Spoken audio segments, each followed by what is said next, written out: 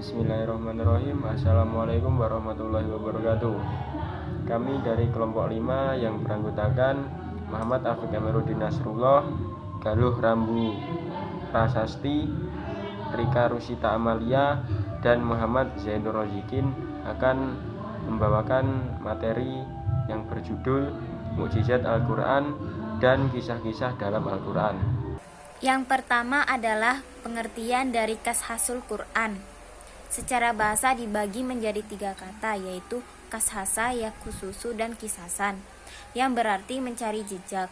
Secara terminologi, kashasul Quran adalah pemberitaan Al-Quran tentang hal ihwal umat-umat dahulu dan para nabi, serta peristiwa-peristiwa yang terjadi secara empiris.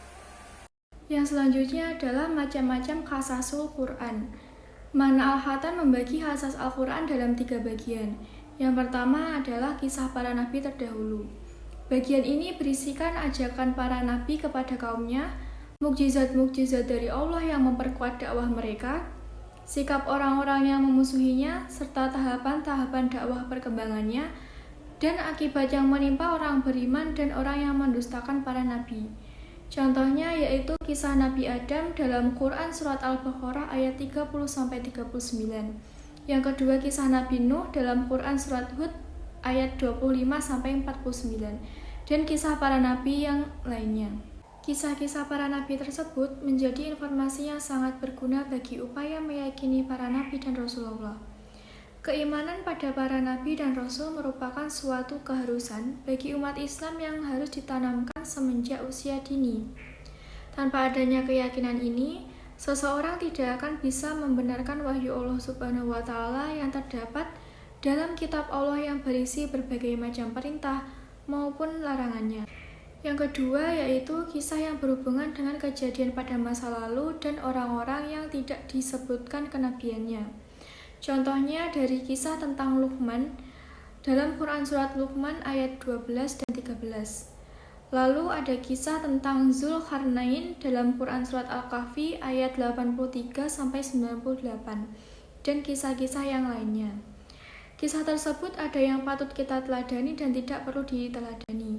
Kisah yang dapat diteladani dari selain para nabi dan rasul dapat dijadikan pelajaran bahwa meskipun tidak sebagai nabi dan rasul, manusia tetap berpeluang menjadi orang baik yang bisa menjadi pilihan dan teladan yang lain.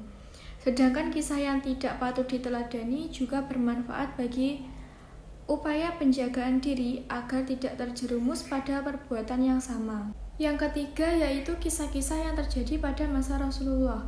Contohnya kisah tentang Ababil dalam Quran Surat Al-Fil ayat 1 sampai dengan ayat 5. Lalu ada juga kisah tentang perang Badar dan Uhud dalam Quran Surat Al-Imran.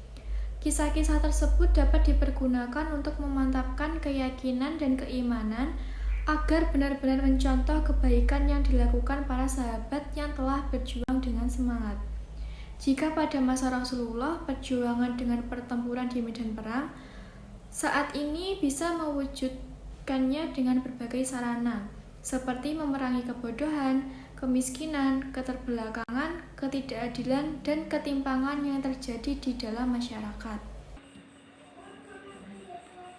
Tujuan kisah Al-Quran: menetapkan wahyu dan risalah Nabi Muhammad, menerangkan bahwa agama seluruhnya dari Allah dan bahwa kaum mukminin seluruhnya adalah umat yang satu, menerangkan bahwa agama seluruhnya adalah satu dasar, dan menjelaskan bahwa cara Nabi dalam berdakwah itu satu dan penerimaan kaum mereka hampir mirip semuanya. Sebagai pemberitaan Allah bahwa pada akhirnya Allah selalu menolong para nabi dan menghancurkan musuh-musuhnya, mengungkapkan janji dan ancaman, dan menunjukkan bahwa betapa besar nikmat Tuhan yang diberikan kepada nabinya. Karakteristik kisah dalam Al-Quran. 1. Kisah-kisah dalam Al-Quran berupa peristiwa nyata yang benar-benar terjadi. 2. Kisah-kisah Al-Quran sejalan dalam kehidupan manusia. 3. Kisah-kisah Al-Quran tidak sama dengan ilmu sejarah. Konsep kisah Al-Quran dalam pendidikan. Ada 5 konsep kisah dalam Al-Quran. Yang pertama, konsep petunjuk atau irsyad. konsep irsyad, yaitu kisah yang disampaikan dalam Al-Quran mengandung petunjuk yang harus diikuti sebagai pesan yang mengajak pada kebenaran. Yang kedua, konsep dialogis dan menjawab persoalan. Kata hiwar dapat dipahami sebagai pengulangan kembali pembicaraan tentang dua sisi yang dibahas demi lebih detailnya atau untuk merendahkan hati. Namun demikian, cara ini juga ditambah dengan semangat memberi petunjuk. Yang ketiga, ada konsep mengingatkan atau dzikru. Dzikru adalah bentuk isim dari tadhkiroh, mengandung pengertian upaya untuk melestarikan hafalan atau pelestarian suatu hafalan dengan lisan. Dapat dimasukkan sebagai makna itu adalah sholat yang diselenggarakan untuk Allah Subhanahu wa Ta'ala, doa yang dipanjatkan padanya, serta pujian-pujian yang diberikan kepadanya. Yang keempat, ada konsep hikmah dan pelajaran. Bentuk ini adalah memberikan pelajaran sebuah kebenaran agar selalu mengerti akan pentingnya sebuah pengetahuan dan hikmah. Yang kelima, ada konsep ancaman. Bentuk ini adalah untuk membuat sebuah peringatan atau warning agar meninggalkan sesuatu yang buruk atau jangan melakukan sesuatu yang buruk, karena segala sesuatu yang buruk itu mengandung konsekuensi sebagai balasan atas perbuatan buruk tersebut, dapat berupa hukuman atau musibah karma. Relevansi kisah Al-Quran. Penuturan kisah-kisah Al-Quran surat dengan muatan edukatif bagi manusia, khususnya pembaca dan pendengarnya. Kisah-kisah tersebut menjadi bagian dari metode pendidikan yang efektif bagi pembentukan jiwa yang mentauhidkan Allah Subhanahu wa Ta'ala.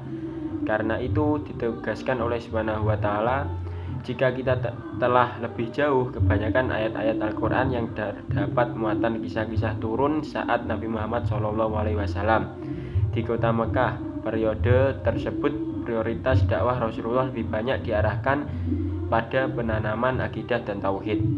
Hal ini memberikan isyarat bahwa kisah-kisah sangat berpengaruh bagi upaya untuk mendidik seseorang yang awalnya belum memiliki keyakinan tauhid menjadi hamba Allah yang bertauhid.